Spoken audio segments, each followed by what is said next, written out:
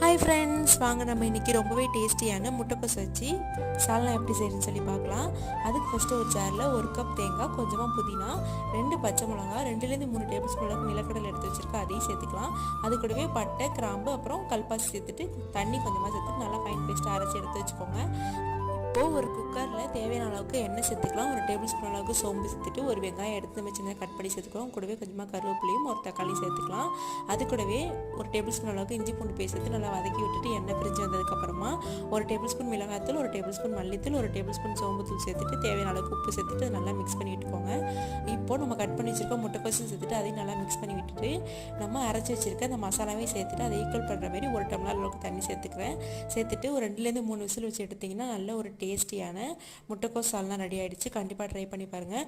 தோசை, சப்பாத்தி, பூரி கூடலாம் வச்சு சாப்பிட அவ்வளோ டேஸ்ட்டாக இருக்கும். கண்டிப்பாக ட்ரை பண்ணி பாருங்கள். இந்த வீடியோ உங்களுக்கு பிடிச்சிச்சுன்னா சேனலை கண்டிப்பாக சப்ஸ்கிரைப் பண்ணிக்கோங்க. தேங்க்யூ.